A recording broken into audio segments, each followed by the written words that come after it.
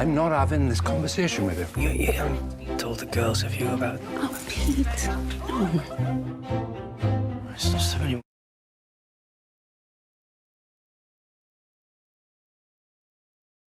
Where do I... Real events. The television premiere of Men Up, Friday.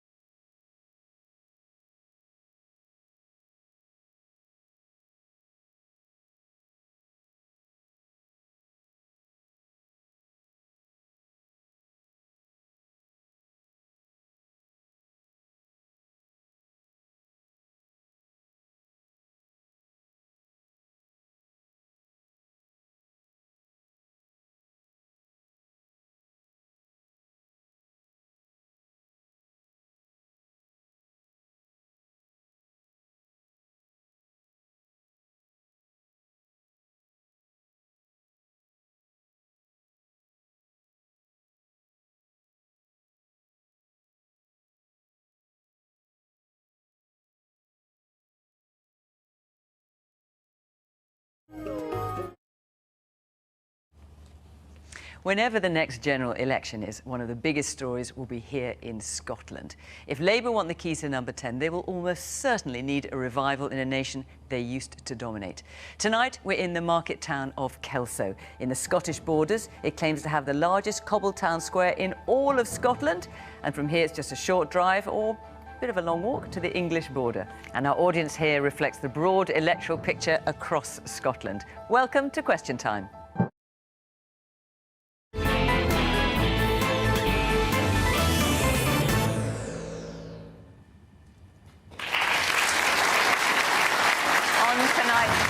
From the Scottish Government, Angela Constance, Cabinet Secretary for Justice and Home Affairs. That's mainly police, prisons and the courts, all of which are devolved to Scotland. She previously had stints as Minister for Drugs Policy and Education.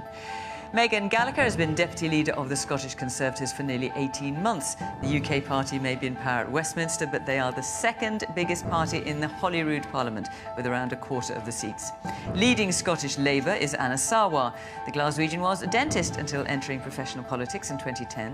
Having dominated Scotland for much of the 20th century, his party is now third biggest at Holyrood, with just 2 Scottish MPs at Westminster, although the polls suggest a revival. Kate Andrews is economics editor and columnist at the right-leaning magazine The Spectator. Yesterday, she wrote of her fears that the UK economy is at a standstill or may even be going backwards. And in Stephen Noon's 20 years in politics, he was a senior advisor to First Minister Alex Salmond and then chief strategist behind the Scottish Independence campaign. He then quit to do God's work, training to be a Jesuit priest. He's now left the Jesuits and is in academia.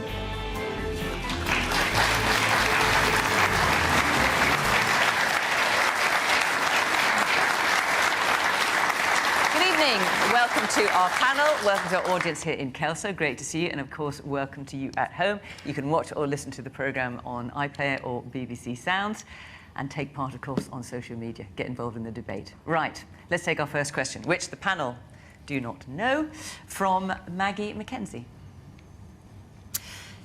Given its different factions, for how much longer can the Conservatives remain as one credible, singular political party? Well, Megan, I'm going to come to you first. First of all, how many factions would you say there are? There's 5 families, and then there's others. Can you count them all? Look, I think I can certainly admit that it has been a difficult time for my party.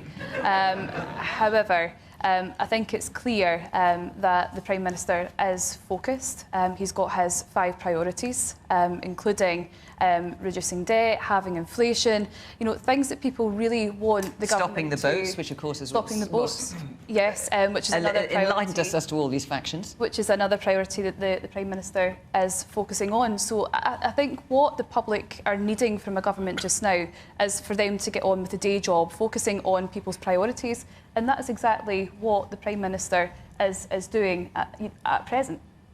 And with all the different factions, has the Conservative Party effectively become ungovernable? No.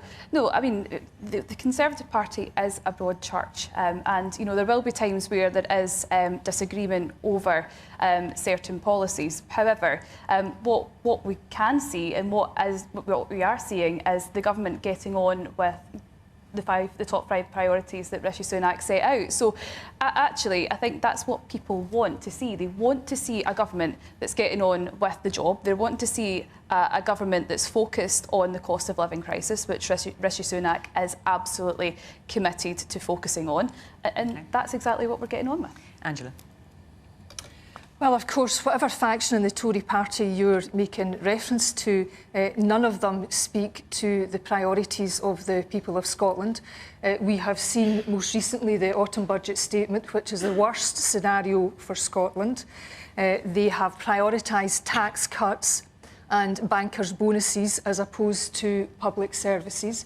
We are now in the grips of austerity Mark II, austerity that is worse than that was ushered in by George Osborne. We have a cost of living crisis that sees food inflation at 10%, and yet the Conservative government had £27 billion headroom that it could have used to invest in the long term and to invest in public services. Instead, Rishi Sunak has pandered to various interests, various extreme interests within his own party, and I think the piece to the resistance in all of this is a government that is prepared to abandon our international obligations. It has an unhealthy focus on penalising refugees and asylum seekers, whereas we in Scotland face a population challenge where in the next 25 years, particularly marked for rural communities, we need to grow our working age population. So we should be focused on growing our economy. I mean, Maggie's question is whether the splits of the Conservatives make it a credible political party. I mean, it's hardly been plain sailing for the SNP in recent times. I'm thinking about massive by-election defeat and, of course, small matter of a police investigation.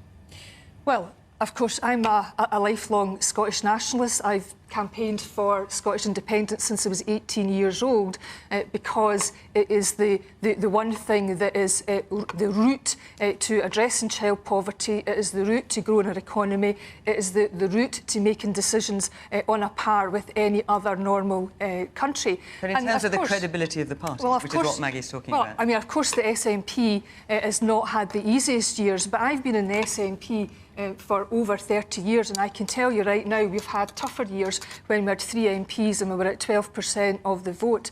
And what the Scottish Government and what the SNP is focused on right now is delivering for the people of Scotland and getting us out of this mess and getting us out of this failed Westminster economic model.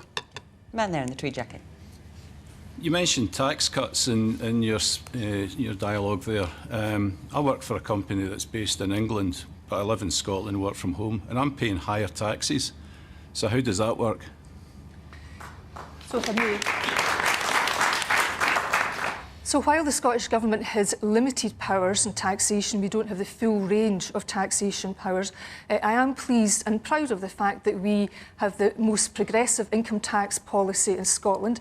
I myself earn a good wage and I'm perfectly happy to be paying more to be investing in public services. And will people in Scotland be paying more tax? Because, of course, there's been talk today that the First Minister is going to introduce a new tax band. Well, of course, Fiona, is that going to happen? With no disrespect to yourself, Fiona, but the Scottish Parliament is the place where the Scottish Government's budget will be laid. And if you'll forgive me, I'm not going to reveal the Scottish Government's... Would you support it, though? I am not going to be revealing the Scottish Government's budget here on the BBC. But would you support it? Well, what I've always supported is progressive taxation policies. We do, of course, have to bear in mind that when you don't have the full range of fiscal powers, you have to be very conscious of unintended consequences. But what I would say is that more people from the rest of the UK come to live and work and study in Scotland than people who leave Scotland to go elsewhere. And I think that puts paid to this notion that people leave in response to progressive tax policies. Anas. Look, we have Scotland is failed by 2 bad governments, but the specific question was about the Conservatives. And I think if times weren't so serious, it would be quite funny, actually, seeing a Tory MP, Mark Francois, talk about the 5 families as if he was some kind of pretend mafia don, I think just makes the whole situation utterly pathetic.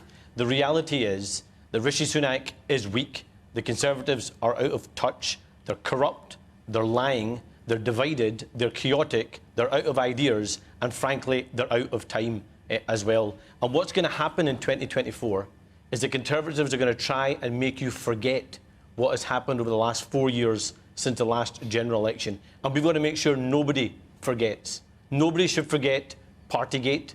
Nobody should forget the billions of pounds wasted in the PPE scandal.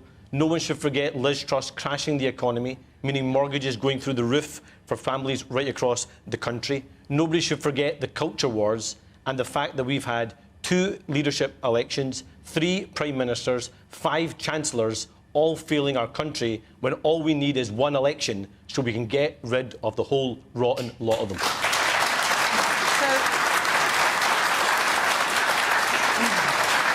Maggie's question is about the splits in the Conservative Party. I've already spoken to Angela about the SNP. In terms of Labour, of course, there are splits over Gaza. You've taken a different position to the Labour leader, Keir Starmer. He does not support a ceasefire. You do support a ceasefire. Well, look, there are splits there too. Well, look, actually, Keir, what we're all united on is the fact that we want to see a peace process in the Middle East. You do, but you're divided on how you want to get there. And look, Keir is actually calling for a cessation of all hostilities, but I'm really, really clear that right now we have a tragic situation. In the last 60-plus days, we've had 1,400 Israelis losing their life, and we've had 18,000 Palestinians losing their life. And 1 loss of life of 1 innocent individual is 1 too many.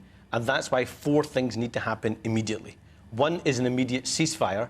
That means an end to rocket fire going into and out of Gaza. 2nd, immediate access to humanitarian aid so people aren't literally starving and dying to death, dying because of starvation or indeed dying because of a lack of basic medicines. We need to see the immediate release of hostages. There are still over 100 hostages in Gaza, and we have to see a pathway to a peace process. And just one final comment, Fiona. Anyone that saw the interview with the Israeli ambassador yesterday can see quite clearly now that, of course, we have to separate Hamas from the Palestinian people because Hamas has no interest in peace and is a divisive organisation that unleashed hell on the people of Israel. But we should be really clear that we have to separate Benjamin Netanyahu and his far-right government from the Israeli people who have no interest in peace either. Until we change the reason I raised it is simply because of the difference in your approach to that of the party leader. And we're talking, Maggie's question is about splits within the Conservative Party. I'm just talking about the other parties too. Man there in the glasses. My instinct was to vote Conservative, and I voted Conservative in the last election, but I'm actually now quite embarrassed about it because of the behaviour of that party. And so today, what in particular embarrasses you? Well, it's the whole carry on, you know, the infighting, you know, Liz Truss, you know, it's just absolute joke now. They need to move on. Now, my instinct as well is to be a unionist. I voted to stay in the European Union, I voted to stay in the UK Union. And I would like to vote for Labour here in the next election, but I feel like my vote will be wasted because of the electoral system that we have in the UK. So I just don't know what to do with my vote, actually. OK, all right. Well, let's see. I'll come back to you at the end of the programme, and let's see if anything you hear tonight gives you a clear idea of who you want to vote for. Right, I'm going to make a note of that. What's your name? It's Jim. Jim. OK, Jim.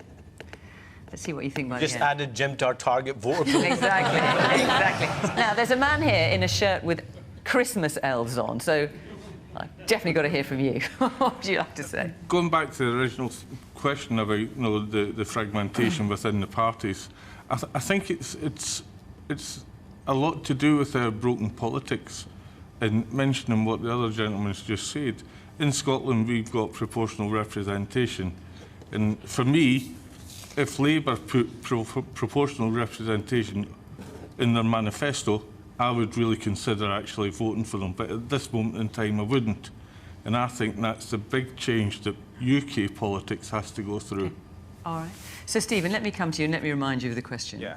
Given its different factions, for how much longer can the Conservatives remain as one credible, singular political party? So I think this is the key point. I think proportional representation is the key point. So I think it is good for the Conservative Party, because I think the Conservative Party, to be its authentic self, needs to actually break away from the extreme. So there's a group on the extreme of the Conservative Party that's been drawing them rightwards, and that's not good for the Conservative Party or for the country. So PR exactly would allow that rump to exist on itself. And by that rump, you're talking about what, Suella Braverman? The sort of European Reform Group, whatever you call it, the UKIP Reform... European Research Group. European Research Group. So that sort of right-wing, isolationist, extreme section of the Conservative Party.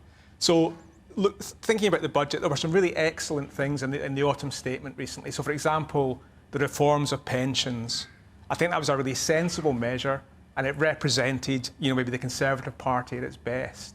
The Conservative Party in terms of the brand we might expect of it, which is interested in wealth creation, interested in business, interested in things like sensible reforms in the financial sector. But what we're getting from the Conservative Party is Brexit, madness on immigration, which is not good for the economy.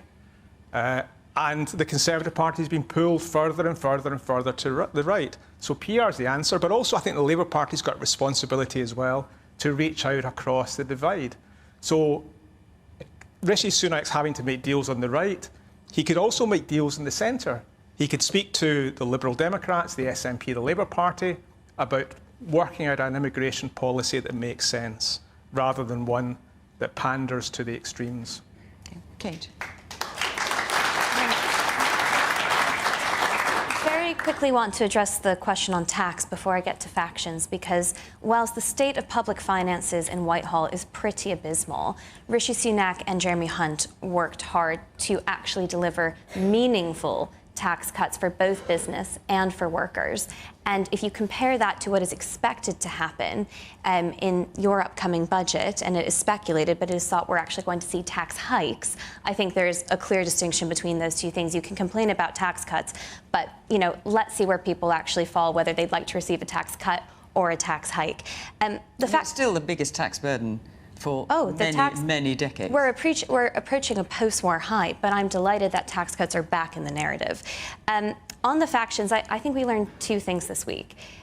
We realized that the Tories, despite making some very loud noises and being very disappointed about the polls and where their party is at, I think we realized that at the moment, they still think Rishi Sunak is the right person to take them into the next election. Because if they didn't, I think we would have seen something much more radical happen around that vote on the Rwanda bill in its second reading.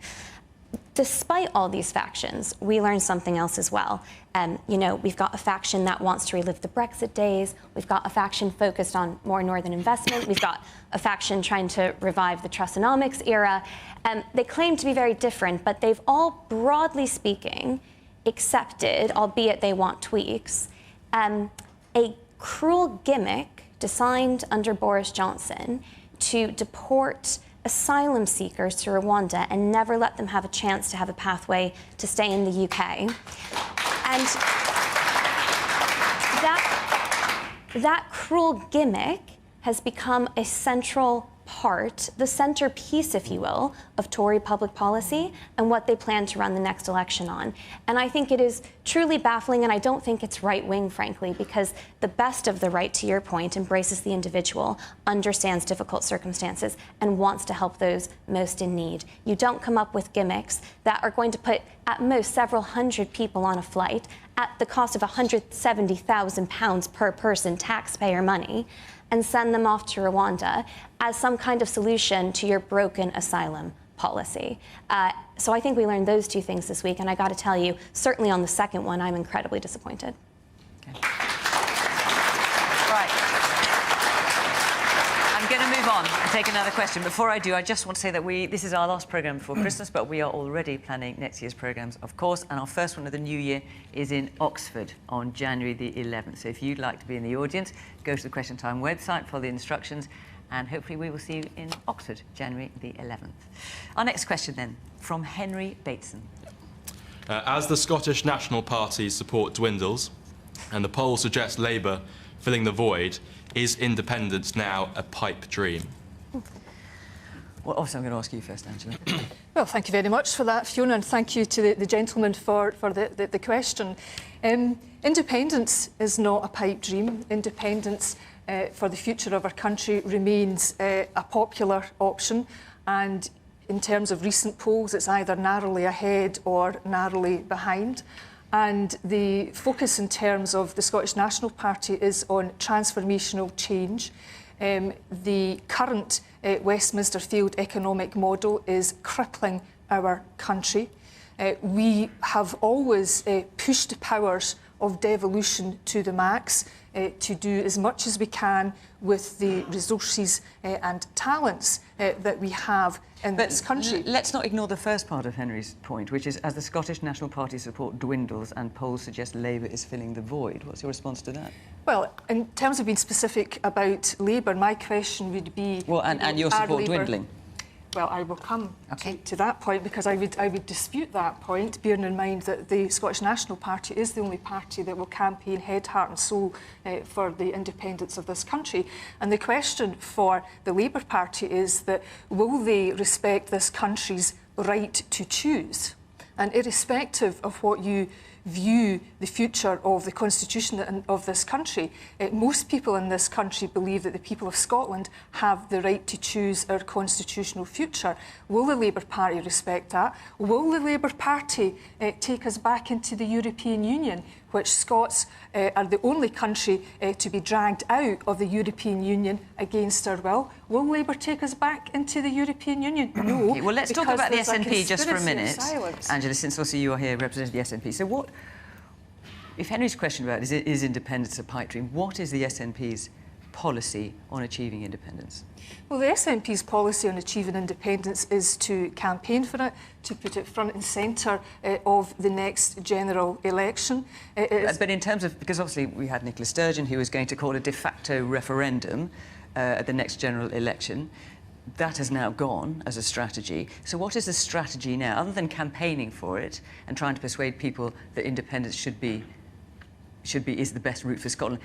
What is the strategy to actually achieve it? So our strategy, to answer the gentleman's question, is support for the SNP remains high. In fact, the last poll that I actually seen, it had the SNP ahead of Labour in both the Scottish Parliament and the Westminster elections. I mean, the by-election was clearly not a great result for the SNP, was it? I appreciate that. But I do also recognise that there's only one poll that counts when it comes to either a Scottish Parliament election or indeed a general election. But well, just in terms of just to come back to the strategy a minute, because as I understand it, and please correct me if I'm wrong, Humza Yousaf... Did you not watch our conference, Fiona? I've watched a lot of it, yes, since you asked. Thank you very much. It was absolutely riveting, particularly you. Humza Yousaf proposes the Scottish Government should seek talks with the UK Government on independence.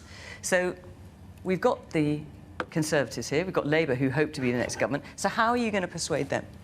Well, my question... I mean, they're just here, so what my question to both the Labour colleagues and our Conservative colleagues is, are they going to respect democracy in this country, bearing in mind the Scottish National Party has a mandate for a referendum and has secured its successive elections, national elections in Scotland. We have secured that mandate. And the question is indeed for the unionist parties to but you've got to persuade them. I'm just wondering how you're going to do it, because so far it hasn't worked. But the question for the unionist parties is, will they respect democracy in this country? Will they respect the right of the people of Scotland to determine their own future, or are they going to continue to be democracy deniers? OK, I mean, the polls at the moment, as you say, suggest it's pretty much 50-50 in terms of independence. So is that enough to persuade them, do you think?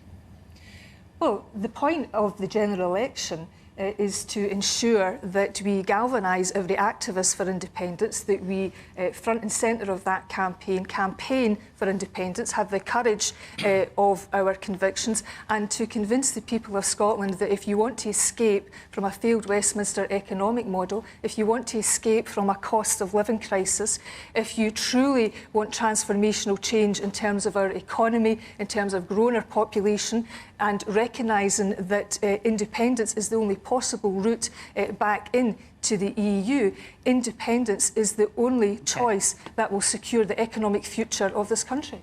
Stephen, is independence now a pipe dream? So no, I mean, independence is not a pipe dream. I think where you're right, Henry, is I think the political energy has shifted. I think we've ended a period of 10 years where the central energy in Scottish politics was the referendum and the aftermath of the referendum. And I think the energy is now shifting to the likelihood of a Labour government in the UK, a Labour government that's talking about constitutional reform, which will include some change for Scotland. It's for me, the energy behind those who believe in a stronger Scottish Parliament has to now be persuading Labour to make the offer in the Scottish Parliament as strong as possible.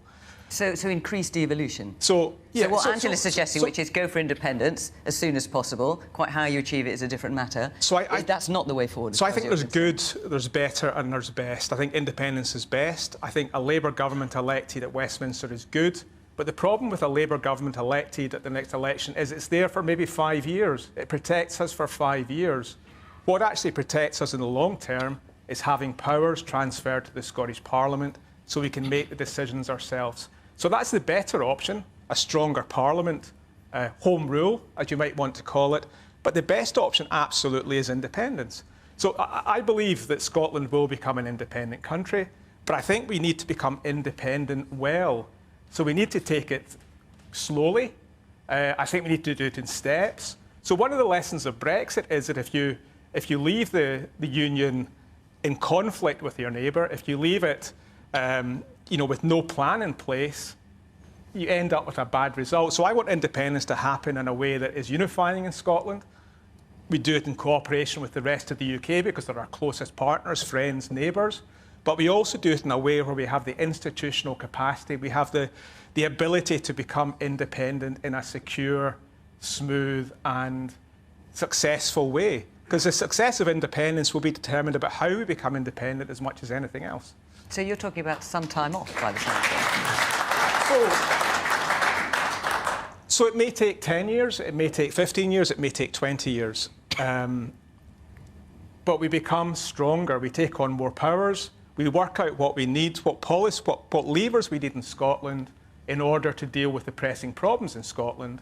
But we also reflect on the relationships we need. So I think we need more independence, but we also need to have ongoing relationship with the rest of the UK and a renewed relationship with the European Union. And that's a fine balance, and it's not just going to happen if we click our fingers. We have to work towards it.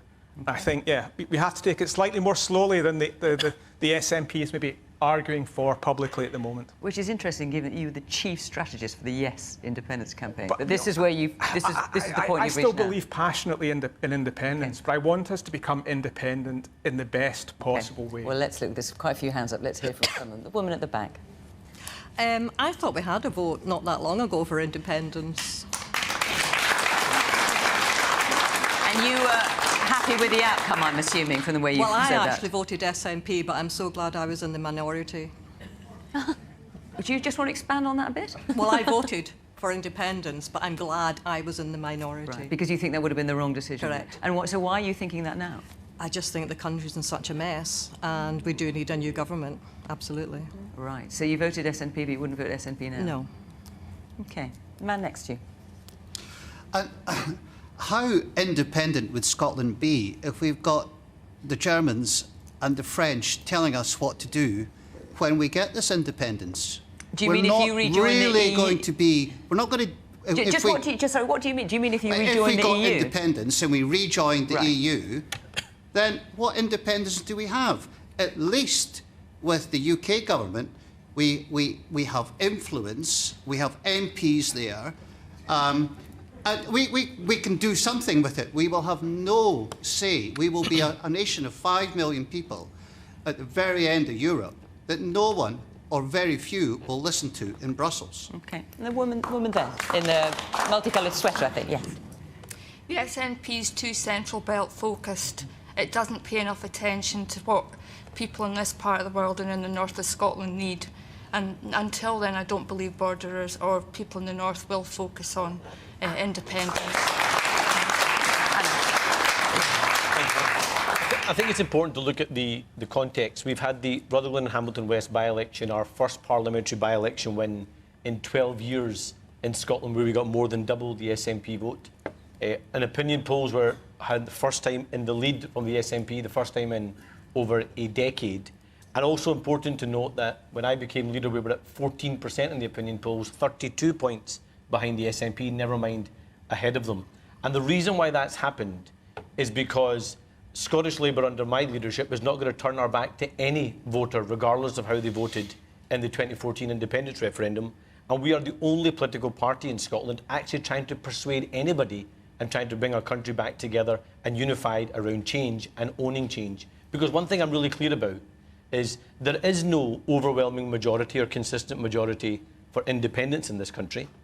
There isn't a consistent majority for a referendum right now in this country, but neither is there a majority in this country for the status quo.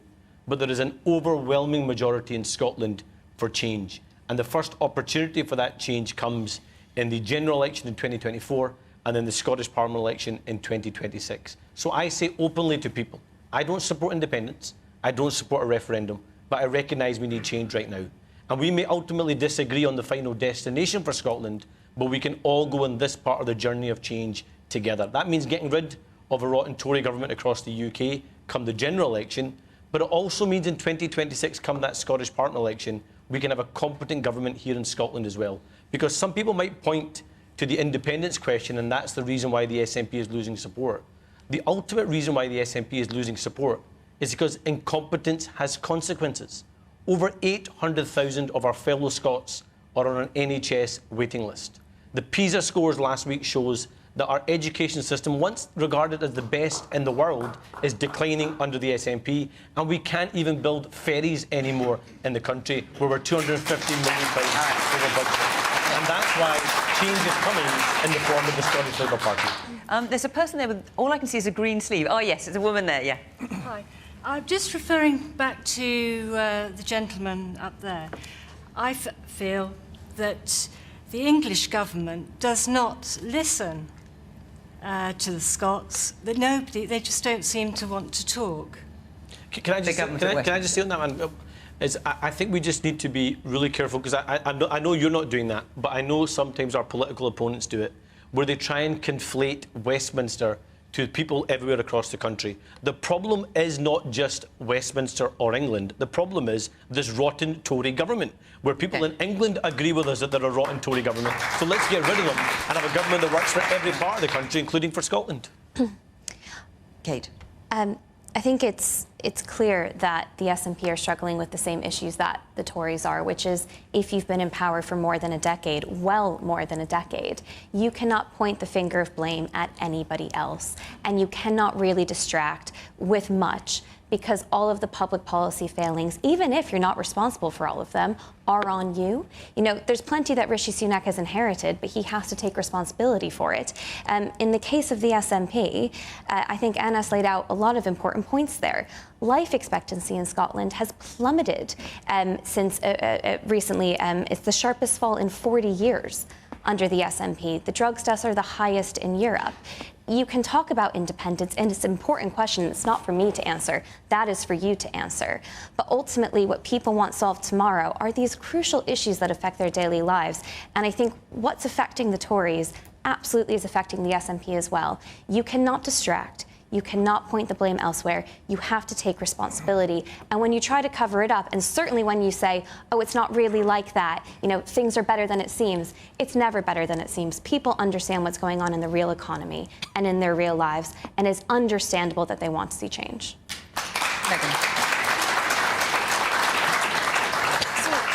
When I'm out on the doorsteps, you know, speaking to voters, it's not independence that is the automatic big issue that people are wanting to speak to you about. It's things like our NHS waiting times. It's about getting to see a GP. It's about our potholes. It's about our school standards. It's about making sure that we've got police officers in the heart of our communities. These are the issues that people want to see a government focused on. But as we've just heard from Angela, our party political broadcast about independence, that really does not resonate with what people are wanting the Scottish Government to focus on right now. And I'm sorry, going back to the tax issue, Scotland is the highest taxed part of the United Kingdom, and people are not getting bang for their buck, because if they did, we wouldn't have high NHS waiting lists, we wouldn't have our school standards slipping, and we'd have more police officers on our streets keeping people safe. So I think Angela really needs to answer the questions of our government. Why are you not focused on people's priorities? Angela, I'm going to absolutely let you do that. Let me just, Henry's had his hand up and he asked the question. So let's hear from you, Henry, then I'll let Angela I'm going to try and answer my own question here. Okay. Is the SNP support dwindling? I think that's pretty obvious. Is it a pipe dream? At the moment, yes, a big yes. What I'm a bit worried about in terms of if Scotland were to leave the UK, what currency would you use? Would you adopt the euro? Would you have your own currency? Or would you have the sterling like you've got now? If you have the sterling, you've got no control over your monetary policy. The Eurozone, you need to have a budget deficit of no more than 3% of your GDP. At the moment, it was about 10%. It was 22% during the pandemic. All these things are really intricate and hard. And I just wondered, how on earth are you going to be able to do this economically? Well, that's a really big question and lots of things for you to answer, and also lots of points made here. So reasonably brief, if you would, Angela, if I can ask you fairly, because what you've not only heard from Henry, but also a lot of people saying when it comes to basic things we want sorted out, the SNP is failing. The economic consequences of Brexit is here and now. And here and now, our economy has shrunk, across the UK, by the way, between 2.5% and 5%. That has taken billions of pounds out of the economy across the UK. So there is a conspiracy of silence here where neither the Labour Party or the Tory Party... Please let me finish. I'm going to get to our record. I'm going to get to our record. But there's a conspiracy of silence amongst the Conservatives and the Labour Party. They don't want to talk about the cost of Brexit, the economic cost of Brexit, because neither of those parties will respect the democratic will of Scotland to take us back into Europe, or indeed the fact that most people across the UK, according to polls, if you believe polls, now think it was a mistake to leave Brexit. And in terms of what we are doing right here, right now in Scotland, the Scottish Child Payment is now lifting 90,000 children out of poverty. And I am happy to pay more tax to lift children out of poverty. But devolution has its limits. And please, ladies and gentlemen, make no mistake about it. If you think austerity under George Osborne was hard, you ain't seen nothing yet, because there is a failed economic model that we are tied to through the Westminster government. And in terms of those normal powers of independence, the point of independence is to make different choices so that we give all of our children more choices, more chances, and we make decisions about our relationships, yes, with our nearest friends and neighbours south of the border, but also with our friends and neighbours across Europe, because the UK government has imposed boundaries and barriers to this country reaching its true potential. So, Angela, thank you. I'm going to come on to another question, which a number of people have touched on, so let's deal with it head on, from Paul Copson. Scottish schools are no longer top of the class, and according to last week, are in steep decline. What can be done to reverse the current trend? Anas, let's kick off with you. Well, I think, first of all, in answer to that question, but also following up from what Angela said, is for how long are we going to blame somebody else in this country? That's all the SNP seem to do. They've been in full control of our education system for 16 years, but want to blame somebody else. They've been in full control of our National Health Service for 16 years, and we've got record high waiting times. They've been in control of our housing. OK, but Anas, let's stick to the question, which is about education. 30,000 families are homeless right now in Scotland. Let's stick to the question about education. Specifically on education, one, the government's taken its eye off the ball. It should never have withdrawn us from the other international league tables, so we couldn't measure ourselves against excellence in other countries. That was an absolute mistake. And the reason why they did it is because they didn't want to be held to account.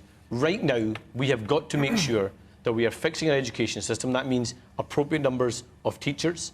It means appropriate numbers of support staff. For example, assisted support needs teachers in our schools. You have seen the number of children that require additional support needs almost quadruple in our country, but you've seen the number of ASN teachers fall by 200 under the SNP's watch. They're not properly resourced local government.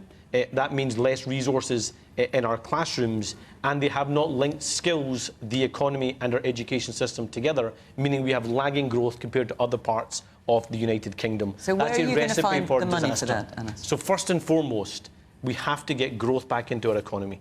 Because But that's going to take quite some time. No, and I accept that. So what will happen? Should people, if Labour we- gets in at the next general election, should people just expect that for the first 3 or 4 years, nothing's really going to change? I think we should be upfront and straightforward with people right across the country, and not make promises we can't keep, and recognise that it is going to take time to fix the mess that's been left for us by the Conservatives across the UK and by the SNP here in Scotland. And so therefore growing the economy has to be front and centre, because unless you can increase the size of the cake, unless you can get more money coming into the coffers, you aren't able to invest in reforming our services right across the country. And once we do get that growth, we have to make sure that growth is shared fairly right across every part of the country and used to reform our public services. But the SNP can't hide from their responsibility about delivering growth in here in Scotland as well. Stephen. So let me remind you of the question. Scottish schools are no longer top of the class, according to last week's. These are the. Incidentally, for those of you not aware, this is a reference to the latest PISA report, which is an international study of 15-year-olds, and has been going for many, many years, and it revealed a long-term decline in Scotland's performance when it came to reading, maths, and science over some significant period. What can be done to reverse the current trend? So one of my fundamental criticisms of politics in Scotland at the moment is that too often politicians offer simplistic solutions to quite complex problems, and there's a lot of finger pointing. So I would say that the problem in Scottish education is a responsibility of all of us. I think there's obviously a responsibility which is the Scottish Government. They've got a policy, the Parliament, it's a policy responsibility. Education, if you look at the COSLA, the local government website, education is largely a local government responsibility. That's not to point the finger at them, but it's to say there's a role for councils as well. There's a role for teachers, but there's also a role for parents and for those of us who support kids. So I think we've got to see the educational success of young Scots as being a collective responsibility. But that's true across the entire United Kingdom. Absolutely. But when you come and look at the PISA report, Scotland is doing particularly badly compared to England. I mean, what I would say is, well, we made a choice in Scotland. So in England, they made the choice to teach to test. So you go into an English classroom and you'll see somebody teaching to the test. In Scotland, we made a choice to teach to learn or to teach to think. And I think that's the better choice. We can debate whether the implementation of it has been correct, but for me, that's a better way of preparing kids for the complexities of the modern world. OK. Man there in the glasses.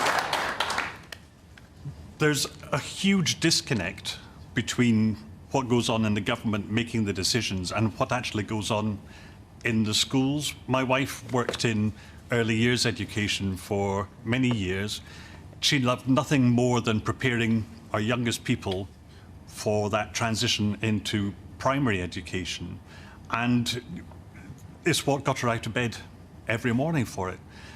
But people in government decided to bring in new policies and new legislations and new ways of doing things. Are you talking about the National Curriculum for Excellence? Is that what you're referring to? No. This is even below that. Right, OK. With nursery children. And it's some of the ridiculous things that what they did was they said, right, we're going to take out nursery teachers. We will no longer have nursery teachers, but we will have early years practitioners. We're not going to pay them as much, but we're going to get them to do what nursery teachers were doing. And all of a sudden, a huge load was put on these people having to keep records of attainment for these young people, and they weren't being able to actually spend the time with them to nurture them because they're too busy doing observations. Can they draw a line? Can they colour in between the lines? Can they do this? Can they do that? And if I can... So basically it took the wrong approach, is what you're saying, in the early years. They took the wrong approach, and what they need to do is to actually get out there, see what goes on in schools, and make plans from there. Man at the back in the blue sweater. To a degree, what Mr Sarwar was saying is correct in the fact that we've lost a number of ASN teachers, etc., etc. Local government has been underfunded for a number of years. I myself used to work in adult literacy and was made redundant from the local authority 4.5 years ago. So local authorities have had the funding cut tremendously over the last few years. But the biggest driver for lack of educational attainment is poverty. It's recognised that poverty is a major driver for lack of educational attainment. And to go back to what Kate said earlier about people life expectancy declining, there's 300,000, according to the University of Glasgow, there's over 300,000 excess deaths directly due to the Conservative governments between 2013 and 2019. And that's one of the reasons we've got the excessive deaths. That's one of the reasons, not all, that we've got low educational achievement. And I think what you're referring to is because of NHS waiting lists and backlogs and that No, Is that what you're talking about? it's due to Conservative Party policy. It's research done by the University of Glasgow. I think they come down at 335,000 excess deaths. OK, all right, I have to say I'm not familiar with that research. Kate, in terms of the question, what can be done to reverse the current trend? Well, look, I agree that we need to grow the economy, but I do not think this is so simple as to say that we simply need to pump more money into these services. School spending per pupil is 18% higher in Scotland than it is in England. That amounts to over £1,000 per pupil. And yet, according to these new PISA results, students in Scotland have fallen almost a year behind their English counterparts. It isn't so simple as to say we just need more money. We have to look at the curriculum. And it appears that the curriculum for excellence is simply not. You know, it's a lovely phrase, teach to think. Not everyone south of the border will be familiar with the national curriculum. Sure, but these changes... So should we just say, it's basically, it's reducing, tell me if you don't agree with this, Angela, it's reducing prescribed content and it's more an additional focus on life skills. So it's kind of broadening out the additional curriculum. focus on life skills, but what's actually happened is we're not teaching to think, we're not teaching to learn, we're lowering standards, and you can see it in the test results. It's really important that kids learn their mathematics. It's really important that they know how to spell. These are life skills. These are crucial life skills to set them up to succeed, and the test scores reflect that. So I don't think it is simply an issue of money. It's looking at where this has gone so badly wrong for years now, and we can see where the decline is. And I think it's actually quite obvious that by reducing these standards and frankly expecting less, we are setting these children up to fail in the long term. So, Angela, Paul's question starts with Scottish schools are no longer top of the class. I mean, Scottish schools were the pride and joy, and rightly so, of Scotland, renowned throughout the world. Standards have declined according to the PISA results. I mean, the graphs are pretty dramatic when you compare to the rest of the UK. This is on your watch. What has gone wrong? Well, of course, the PISA results are one source of evidence. But they're an important one. They're an important... Do they not matter? Well, actually, let me give you a fair and balanced view straight... Hang on, are you saying the PISA results are not fair and balanced? Let's be clear about that. No, I'm not saying that. But what I am pointing to, and this is factual, that in the Scottish Parliament this week, the Education Secretary responded to the PISA and said, no, it's not good enough that we're average in maths. She also pointed... Declining? She also pointed... Well, it's interesting because the other sources of evidence is that the higher maths passes have actually went up in Scotland. And also in terms of curriculum for excellence, that was actually endorsed by the OECD in 2021. But what I was actually going to say, Fiona, is as a parent, what I want for my teenage son is to leave school with an education that prepares him for the world of work and an ever-changing economy, because we know the world around us is ever-changing and that school children today could face up to 14 different job changes. Then you must be doubly disappointed the results are so bad. So the benefits of the curriculum is that it improves resilience in an ever-changing world, and it's some of that facts. It's not working. Well, that's not what the experts are saying. There is, of course, the PISA results. I'm not for a minute demurring from their importance, but there is a range of other information that shows that the attainment gap between the children from the least and most disadvantaged backgrounds does continue to close in Scotland, that our exam passes this year... Because they're doing worse. It's closing because they're doing worse. It's nothing to celebrate when you're bringing down the standards so you're closing the gap. It's only something to celebrate.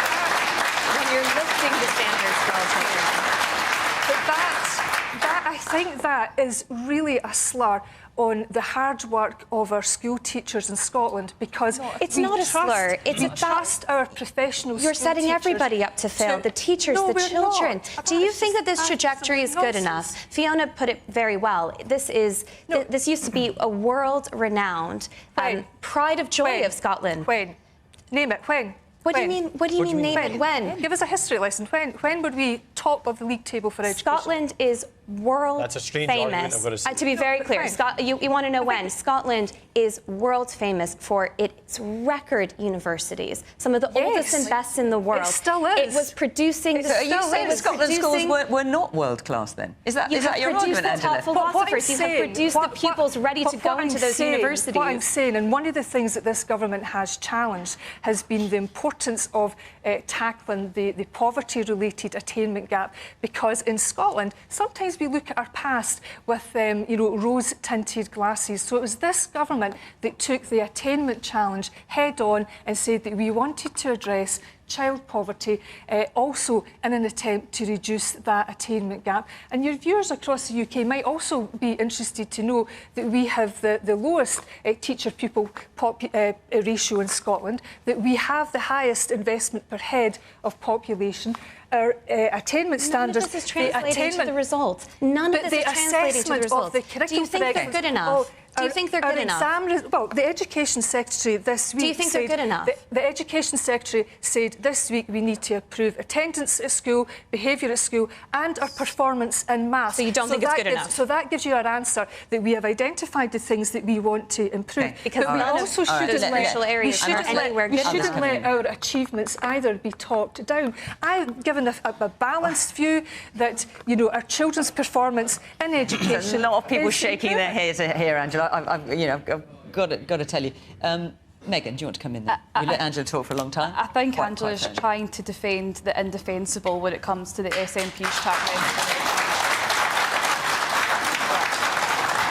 But if I may, because the gentleman there made an important point, in early years is really important to me, because not just because I'm a parent of a 17-month-old, but because I've taken a lot of time to speak to nurseries, in particular nursery owners, about the challenges that they face just now, because we do know that the nursery sector is in crisis. We do know that nurseries are closing their doors, across various communities. It's more crucial for rural communities, because if nurseries are taken out of the heart of rural communities, then that is going to have an adverse effect on every single one of you that's in the We have the best early years child offer on these islands. I'm going to let other people in, just because I've let you talk for a long time, in fairness. 30 hours. Well, it's not working. It's not 30 hours a week. Man there in the check shirt. And speaking to teachers, one of the things that I'm hearing on a regular basis is that bureaucracy from the Scottish Government is taking up far more time than they are actually teaching in classrooms. And the bureaucracy side and the prescriptive nature of education now is leading to them being disenfranchised, and it's high time that teachers were actually valued and empowered to teach. Can I check? Have we got any teachers in the audience here? Unusually not. Often we have quite a few. Sorry, put your hands back. Yes, the man in the cap there. Yes, thanks. The Curriculum for Excellence is one of those things that sounds brilliant on paper. You can't really argue with it. It just sounds like a fantastic way of bringing children on. But how much actual evidence is of how efficacious it is? Because I know that they introduced it in Sweden, and a similar thing happened with results in that they went down. There's parts of France they've introduced it in, parts of Canada they've introduced it in, and again, the same thing happens, that attainment comes down. So what evidence is there that it actually works, and will there be a review to go forward before it slips any further? So there was evidence published this week, evidence that came from teachers, from classroom teachers, based on the professional judgment of classroom teachers, that shows that the performance curriculum level by curriculum level 1 to 4 is improving, and in particular in our primary schools. So there is another important strand of information. I'm only arguing that we take it all in the round, that demonstrates progress within our schools. Let me take one final question. We've only got about 6 minutes, but I'm going to try and squeeze it in from Callum. Callum Todd. Yes. Earlier in the week, Keir Starmer said this was the worst cost of living crisis in decades. What would the Labour Party do to reverse this? Right, so Anna, so you've already partly answered this because you've talked about productivity, but people may feel they haven't got years to wait. No, but it's a really important question, and that's why we, of course, have to have the longer-term plan, but we have to give families immediate support right now. So how will you do that, and how will you fund it? So the perfect example is bringing down energy bills. That's why we support the windfall tax on the massive profits that oil and gas companies are making, unexpected profits because of what's happening around the world, and we would use that money to put it directly into people's pockets. That would save the average family around £1,400 a year. That's just one example. And then longer term, how do we bring down people's bills and create jobs at the same time? That is by going hell for leather for clean energy by 2030. That doesn't mean turning off the taps of our oil and gas industry. It means working in partnership with them to get the strategic investments we need to deliver that renewables transition. And a key plank of that will be GB Energy, a publicly owned energy company that each and every single person in this room will have a share in, that'll be headquartered right here in Scotland, creating tens of thousands of jobs and also bringing down people's bills and bringing down the level of reliance we have on expensive imports, for example, from despotic regimes in Russia. It's one example of many about why we need to get rid of this rotten Tory government and elect a Labour government next year. Because we haven't got much time, I'm going to have to ask you to be brief. Are you convinced by that, Stephen? So I think a Labour government, a UK Labour government, is the best possible result of the next election. I think the... But do you think they can significantly reverse the cost of living crisis? So if they're constantly dancing to the Tory tune and trying to sort of out-Tory the Tories, I think they may not. So I would encourage Labour to be bolder. And I think one of the ways Labour will be bolder if they are feeling pressure on their left as well, which will come from probably voting Plaid Cymru in Wales and SNP in Scotland. The challenge is the SNP want another Tory government. I would if you want a Labour encourage... government, you have to vote for one. I would encourage Labour to be more Labour. At the moment, Keir Starmer is not being... He's dancing to a Tory tune too often for my liking. Kate. It would be wrong to say that there's no money left. There's so much money. We are taxing and spending at record levels, but a lot of people don't feel that because it's being used to plug the gap for short-term issues and issues that the public really want money pushed into, like the National Health Service and pensions, and we're not focused on those long-term capital investments. And I think what we fundamentally need to do to look at growth and to get the economy moving is to tackle housing and planning and to tackle energy infrastructure. Now, Keir Starmer has made really positive noises on housing, but we don't know the plan yet. We also need to look at efficiency gains in the National Health Service. Wes Streeting, the Shadow Health Secretary, is making positive noises. We need the details. We need to see what that actually looks like, because until we get the details, we can't quite believe it. So the UK government has already spent £104 billion to tackle the cost of living crisis and to make sure we are getting support to the most vulnerable people in society. But that doesn't mean to say that there isn't more to do, and that's exactly what the UK government has been working on. But I think an interesting point was raised there about the housing crisis, because that is something that we are facing here in Scotland. But again, it's something else that the Scottish Government are just not focused on. Briefly, Angela. Well, of course, the nearer Keir Starmer gets to 10 Downing Street, the further away he gets from Labour values. And talking about Wes Streeting, who seems to want to open the doors to the private sector into the NHS, that should be a great worry to us all. And I'd also be interested to hear Labour Party's commitments to deal with the catastrophe of universal credit and whether or not they will actually reverse the two-child rape cap, which, of course, so far they have refused to do. A brief word. Well, I just think it's utter nonsense from Angela, and what you're going to hear in the coming months is the SNP ramp up their attacks on Labour because ultimately they want the Tories to win the next general election. You just need to look at the New Deal for working people, the most transformative change to workers' rights in a generation, that's said by both the TUC and the SDUC, that will increase our minimum wage to make it a real living wage, that will end the scandal of fire and rehire, will give people employment rights on day one and get rid of exploitative zero-hour contracts. That's Labour values in action, and you only get it if you get a Labour government. Let's go back to Jim. Thank you. So, Jim, you voted Conservative at the last election. Yeah. You're now undecided. So come on then. Has anything you've heard informed how you might vote at the next election, which is almost certainly going to be next year? Well, to be perfectly honest, I mean, the SNP have done good things in Scotland, particularly with renewables. And I do think the Conservatives have done good work as well, but they're just chaotic at this moment in time.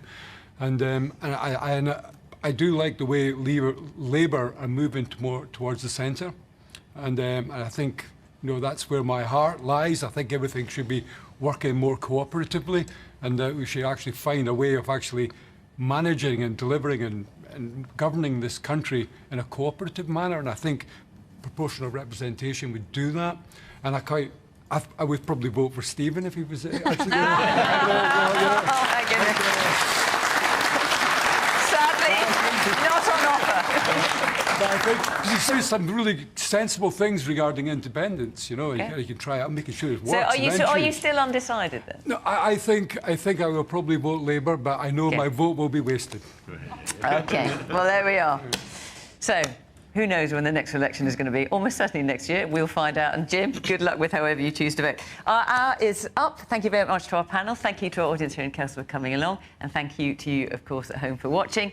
That's it until after Christmas. So that's rather exciting for us. And we will be in Oxford, remember, on January the 11th, if you want to come and be part of our audience then. But until then, if it's not too early to say it, Happy Christmas, Happy New Year, and we'll see you on the other side of it. Bye-bye. Hey, long live the king. No, whatever. Anyway, point being is, hey, rant mode. I'm so surprised I lasted that long without intervening and calling someone a fucking cunt. Specifically, Kate Andrews, who's a fucking. How did she get on Question Time, ladies and gentlemen? I remember the first time I streamed Question Time with her in it. Yeah, I streamed Question Time on like 10 channels. Well, I don't know, 10 channels. You get the fucking point. I was like one of the first people, in fact, I was the first person to stream Politics Live and Question Time. Just so you know. Anyway, on YouTube, that is. When she first came on the scene, I'm like, who's she? Some random ass fucking nobody. Oh, she works for a fucking Republican think tank. That makes sense, considering the BBC is run by fucking Tories, in case you don't read anything, but it is. So, change the subject. Okay, so you know I like politics, duh, right? So, pro quick tip, electoral map, go look it up on Google. Google Images, electoral map of Britain. Go and look at it right now. If you think what I'm about to say is bullshit, even though I predicted the election 7 months before it even happened. I predicted it. I just used a fucking map, which most people don't even bother to fucking look at, or know exists apparently in Britain, even though they show it all the time. You can't get a Labour government unless you have Scotland. The way the Parliament works in the United Kingdom is the disproportionate amount, and it is a disproportionate amount, of Scottish MPs sit in the House of Commons. 50 odd of them, give or take. I think it's like 58, something like that, or 57. Anyway, point being is there's a fucking lot of them. Why is there a lot of them? Because that's a part of our constitution when we married Scotland, is the point. Labour's never won an election without Scotland. When the SNP got in power, you can blame Tony Blair if you want, because he gave them fucking Hollywood, etc. We've never won an election. We haven't had a Labour government because of the SNP. That's a fact. That is just a fucking fact. So fuck the SNP. And that Aswa guy, the Labour leader, I forgot his actual name, but I think it's Aswa. Anyway, he's correct. If you want a Labour government, you're going to have to vote for one. Like, literally no jokes. There's no point in voting in England because the Tories have too many constituencies. And that's why we need Scotland. If you think for 5 fucking seconds, if you look at the polls, you go polls or whatever, Labour's up 22%, 40%, it doesn't fucking matter. Unless people vote for Labour in Scotland, we won't win. That is just the fucking way the cookie crumbles in the United Kingdom. And proportional representation, oh my fucking god, no. Fucking no. These people are batshit crazy. Do you honestly think proportional representation would even work in this country? Ha! You would have Nigel Farage and all his little fucking minions, the BNP, fucking all kinds of crap. We'd be like Italy the next fucking day. So no, I don't like proportional representation because it's fucking shit. You get every kind of crazy fucking stupid fucking cunt with proportional representation. So that's a no. No. No, no, no, no, no. The reason why our country sucks fucking balls is because somehow we managed to screw the pooch and vote for the fucking Tories. And let's remember how the Tories got in power in the first place. They didn't. They didn't get in power in the first place, did they? No. It was thanks to the liberal fucking Democrats, these fucking Tories with a fucking smile anyway, who put these bastards in power in the fucking first time. When Gordon Brown lost the election, it was a hung parliament. People forget our entire fucking country and the history of elections, apparently fucking so. And then what the fucking planet do the next time around? Brexit? Because the fucking weirdos. Let's stay in power by going to the right because we're scared to lose to fucking Jeremy Corbyn. You can't make this shit up. It wasn't even Jeremy Corbyn at times, it was Ed Miliband. They called him Red Ed. Sorry, I got confused there. There's too many elections, even though I'm a bit confused. So, they threw Ed Miliband under the bus and called his dad a Soviet spy in our newspapers. Soviet spy, that's what they called Ed Miliband's dad, and plastered his face all over the papers with him eating a fucking sandwich. Do you look good eating a sandwich? Do I look good eating a sandwich? No. Would you take a picture on your fucking Instagram of you eating a fucking sandwich? No, because you look like a twat. You're eating food. But they plastered it all over it and said, is he good for the country? I mean, to be fair, he would have been better than a fucking dickhead. Panhead, who's fucking now back all of a sudden, even though he gets paid 200 quid a day to do fuck all and ruin the fucking country. He's back. I mean, fuck me, it's ridiculous. And I hate Scottish Question Time, by the way, because I hate the SNP, because they're responsible. They're responsible for the fucking shit show we call the fucking Tory government, because they're complicit. They don't give a fuck. They literally don't care. All they bang on about independence. Bitch, we wouldn't even be in this situation if you stopped voting for the SNP. Stop it. Behave yourself. Take your ideology, shove it up your ass. I mean, people cry about Brexit, and she just lied on national TV. Scotland's the only country that voted to stay. I'm pretty sure Northern Ireland voted to fucking stay, and they're in Northern fucking Ireland, like there, right next to the fucking border of Ireland. They voted to stay, even though the DUP was in charge, or the SDA, fucking whatever, fucking crazy fucking unionist party, fucking fuck them. Anyway, they were in power. They voted to stay. Not only Scotland, it was Wales and England who voted to leave. And rightly so, might I add. But that's beside the point. She just fucking blatantly lied on TV, saying Scotland's the only fucking country. No. Lying bitch. I mean, Brexit was funny. Leaving the Union of England and... Okay, a history lesson for anybody who's not fucking paying attention to fucking history or never read a book. The only reason why we have the Union is because we fucking married Scotland. That's it. Literally. Bye everything. There's no point at this, like, literal point. Wales is a principality, hence why we got the Prince of fucking Wales. The clue's in the name at this point. And Northern Ireland is technically English territory. Which is kind of, we agreed to let it be its own little weird place because fucking people were killing each other and shit. We kept it, is the point. We gave the other bit of Ireland back to Ireland. We used to own the entire fucking island of Ireland, by the way, in case you don't fucking know that. We gave them it back. We kept the other bit. Bit like Gibraltar. We gave the rest of whatever we owned to Spain and said, oh, we'll keep that little island. It's a nice holiday resort. We'll keep that. So, whatever.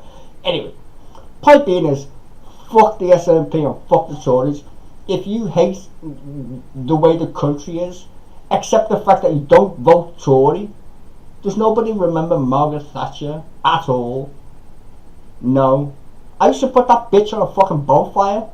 On bonfire night. What happened to doing that shit? No, God. Fuck the Tories. They've always been a bunch of fucking cunts. And people think they've changed. Really? Suella Braverman? She's the most racist fucking Home Secretary ever. and she's fucking black. Well, she got the sack finally, but imagine we got Uncle Toms in power, fucking black people thinking they're fucking white. No jokes. I'd say the N word, but I don't want to fucking piss my viewers off. But you get the fucking point, right? Fucking rats, a lot of them. Rishi Sunak's the richer than the king. I get people telling me, oh, you like the royal family? I like the idea of it, yeah. What's your problem? I know who Oliver Cromwell is. I read a history book. The fucking PM's richer than the king. Shut up. Fucking motherfucker. Don't see fucking Prince Charles building a fucking swimming pool in his fucking back garden, do you? No. This motherfucker's telling you, oh, eat out to help out's a good idea. Cause all he thinks about is fucking numbers. Don't give a fuck about you, pal them bodies high. Read the fucking COVID inquiry shit, fucking hilarious. And people are asking, what's Keir Starmer's gonna out-Tory the Tories? Fucking shut up, they're all neoliberals anyway. You don't even know what a fucking neoliberal is. So fucking look that shit up. Tony Blair was a neoliberal. He still didn't fuck around though, did he? Apart from a war in Iraq. He was still better than the fucking Tories. By a fucking country mile. These fuckers think they invented fucking minimum wage. Like literally, I watched with my fucking big brown eyes the Tories tell everybody if we have a minimum wage, the sky's gonna fall down. Did it fall down, ladies and gentlemen? No, it fucking didn't. No, it didn't. What Labour Party need to do is get their fucking shit in order and just tax the wealthy motherfuckers. Just tax them. Say we're gonna put up fucking taxes on the rich. People will be like, that's a good fucking idea, because they've got all the fucking money. How do you tax broke ass motherfuckers? Tell me that. How do you tax broke fucking motherfuckers? You can't, because they're broke. Where's all the money, ladies and gentlemen? With the rich people. So much money's in banks that nobody ever spends, because you can't spend that much money. It's not like you're going to fucking Next or fucking, I don't know, some of the super shop to spend it on like 1 billion pairs of jeans. No. You can only buy one fridge, one cooker, one microwave. You know what I'm saying? But these fuckers, they buy 2 houses and don't even go in the other one anyway. Like, oh, I'll just buy a house. Randomly. Fucking cunts. Blame the people who are fucking coming on boats. Another gimmick. Why? Why is American politics the same as English politics? One would ask themselves. Because the same people who fund these fuckers are American, right-wing, Christian nutjobs. Go look at the New Conservative Party. That's what they call themselves now. The New Conservatives. Right-wingers. They will take anything for fucking money. Sell you a fucking dream. And then make you pay for it. Like Liz Truss. Liz Truss is a perfect example of how fucking insane these fucking retards are. They got none of... These people are so, like, vapid of their own cognitive ability. They pay someone to tell them how to think. Let that sink in. They have advisors. Imagine that. Imagine being so stupid. You're getting paid 90 grand a year and you ask someone else, what should I do? And why the fuck am I paying you, motherfucker? If you've got advisors, why am I paying you? Explain. Explain that conundrum to me. Why am I paying you with my taxes 90 grand a year if you're going to pay someone else to give you fucking advice? You got no conviction, no backbone, no nothing. You need advisors. Just only yesterday, today, that fucker, a conservative guy, was selling to the gambling industry. Oh yeah, we can lobby. We can lobby the government. Ask for questions, anybody? It's still going on. These fuckers don't care. We can do what we want because we're MPs, and none of them have got qualifications whatsoever to actually be an MP, because MP doesn't require a qualification. It just doesn't. It's a fucking popularity contest. That's why we vote for them. And that's mad. If I had my way, I'd change the entire system. I want to know what the job is and who's going to get the job. Because that's the way the real world works, in case anybody's not paying a fucking attention. I want a list of cabinet members that we should vote for to do the fucking job.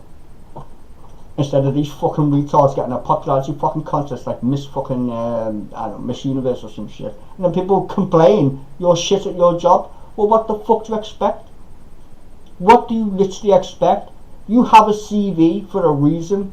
What the fuck's your CV? What is it? But I'm going to make you Chancellor of the Exchequer even though you can't even count to 10. I say this all the time. I sound like I'm fucking always repeating, mainly because I do. But it's still worth pointing out. These fucking people are idiots. Labour, less idiotic, in my opinion. Less idiotic. And that's the point. You can't change this country if you keep voting for these fucking prats, which are the Tory party. And you can't change the country / government if you keep voting for the SNP. Like, in the referendum, it's gonna change anything. It's gonna be more fucking weirder than fucking leaving the EU. Let me explain one important aspect of why the EU and IndyRef ain't even in the same ballpark. First of all, we're constitutionally tied. Constitutionally tied. You see that thing called the Union Jack? That's there for a reason, motherfucker. They invented the European flag. They invented that shit because they agreed. But they're all not bound by it. They can leave the EU whenever they want. Like, literally. I mean, it's going to be fucking funny when they do, but they could. It won't even come close to Scotland leaving the fucking England. We've been married for 300 years. Do you understand that? 300. We willingly joined the EU. Willingly. And it was only a political choice of our members of parliament. We didn't fucking get married to them, no. Just saying, the King of Scotland sat on the fucking throne of England. Just look it up. It ain't even in the same ballpark. What currency are you going to use? When we left the EU, we could print our own fucking money. We never ever joined, thank fucking God we didn't fucking join the Euro. Like, literally, thank God. Printing your own money is one of the most fundamental parts of being a fucking country. Just because these idiots all like being fascists. And they do. That's why I voted to leave the EU. Because these fuckers are fascists. Look at most European countries compared to Britain. Fascists. Literally most of them. Spain, fascist. France, fascist. Germany, bit mental. You know what I mean? So yeah, fuck them. Don't want to be a part of your little fascist group of fucking mates with a fucking flag that means literally fuck all, and a fucking anthem that's equally fucking stupid. No. No thank you. As for European people, I like them. It's like being British more though, because I'm not a fascist. I'm just not. I'm so glad there's a little moat around our country. Just saying. I know that sounds completely xenophobic, but hey, I grew up on Dad's Army and read newspapers in Britain. What do you expect? I'm just saying. That's why I find it funny when people go, the Tories are not racist. Well, clearly they are. Who do you think they're pandering to? 87% of Britain is completely white. I mean, like, don't you pay a fucking attention? Like, if you not watched the fucking news, or seen the news, or live in Britain even, 87% of the population of the United Kingdom is fucking white as a fucking sheet. Why do you think we're called a minority? Do you think that's a fucking play on words or some shit? You just have to look it up in a dictionary. Like, honestly, we're being invaded by like 5 people on a boat. Go and look up the immigration figures, actual ones. They're not coming on boats, they're coming on fucking planes. I said that in my last fucking video. They're coming on planes, not boats. Like, for real. They just make you think we're being invaded by boats. Because it drops the headlines, and I blame our media for it, and it fucking gob. Hey gob. Because she's one of the fucking cunts. If you listen to Emily Maitlis after she left the BBC, funny as shit. Same with fucking that other stupid cunt who used to do Sundays, Andrew Marr. He literally said he wants Labour to win the next election. I literally nearly fell off my chair when I listened to him. You're mad. You should have said that when you was on the BBC. Not allowed to. Clearly not. No. And the people who run the BBC, the higher ups, they're all Tories. I'm just like, you can't make this shit up. The guy who used to run Newsnight, literally the chief editor of Newsnight, when he left his job, who do you think he got a job with next? What was his next job? Oh, I don't know, Theresa fucking May as a communications director. Come on. All these people go to the same schools, they're all boomers, and you think they're all indifferent. She votes Tory. You having a fucking nap? Look at the smile on her face. She definitely votes Tory.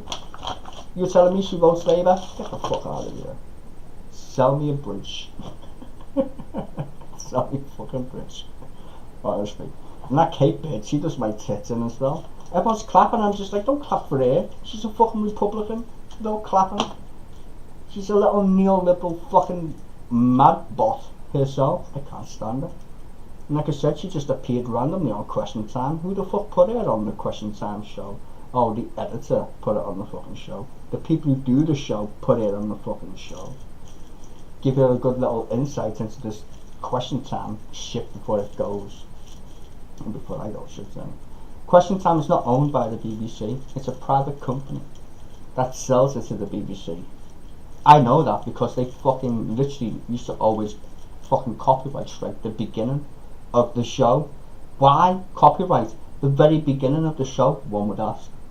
Ah, because they do the graphics. They literally copyright strike the graphics. So if you watch this at the very beginning and you wonder why I don't show the very beginning, it's because they copyright strike the very beginning. The company that owns Question Time. They do all the audience. They do all that shit, but she acts like it's the BBC that runs it. Lie. It's a fucking lie. Because we found out who owns it. Motherfuckers. That's what I'm saying. Propaganda, whatever you want to call it. Right there in your face. Mental. Fuck the SNP. Did I say fuck the SNP? I hope so. Fuck the SNP. Anyway. I'm trying to get rid of the Tories, ladies and gentlemen. Scotland needs to vote, and I'm hoping, prediction.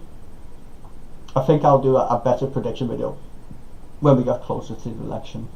It's probably going to be at the end of the year, probably autumn. It's going to be gruesome. Because, you know, nobody likes to vote when it's cold. Let's put it that way. And I think, honestly, they might just come up with some weird thing to keep themselves in power. I think they're going to do a Donald Trump. Not as mad as Donald Trump, but a British version of why they should stay in power. This is mad, really, right? I don't put it past them. Really don't. I don't think anyone's going to invade Parliament, though. I don't think British people are asked. Americans are fruity, but I don't think we're that fruity, thankfully. They probably are. But we've got tickets.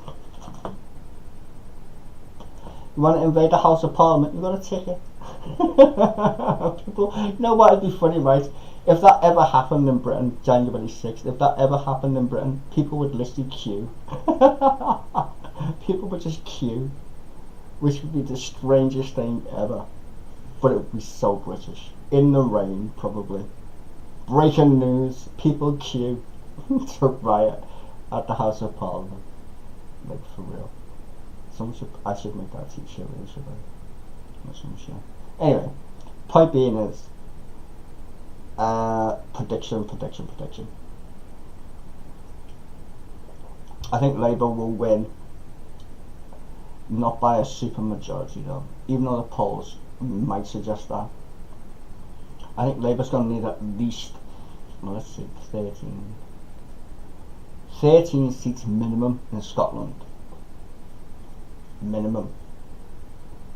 And that's going to do fucking excellent. I don't worry about Wales because they vote Labour anyway. So England are going to have to do really well. Scotland, oh wow, they're going to have to crush the SNP in some mad way. I would say to get over the line, they're going to need at least 13 seats in Scotland. They've got 2 now, which ain't many, clearly. They're going to need like 10 more, 12 more. A good day would be double figures, really. I think like 20, 23, 24. If they did that, the Tories are actually fucked. Because that would be a good majority, actually. If they do well in England, see, that's what I'm saying, you need Scotland to get in Westminster if you're Labour. The Tories don't have to worry about it, because the Tories have so many seats in England, they can batter Labour whenever.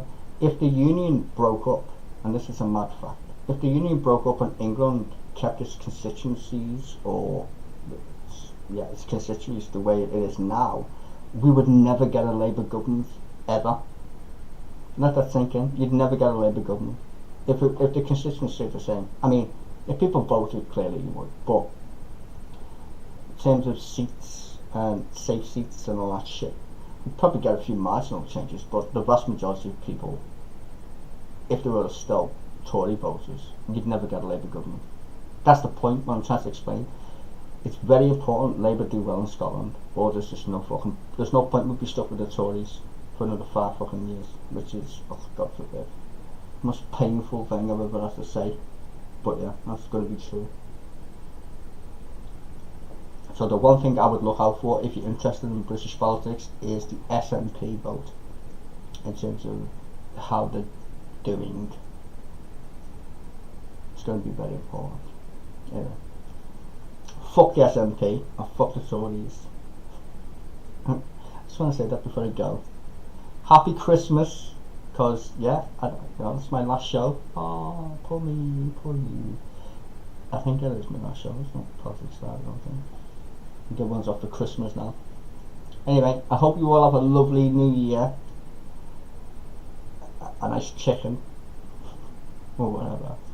And I will see you next year, hopefully. Hopefully. You never know. Could get run over by a Tory fucking cloud car. Some shit. Fuck those. Tories are fucking depressing. Anyway, see you all. Have a nice day, night, whatever thing you're doing. And have a good Christmas and New Year.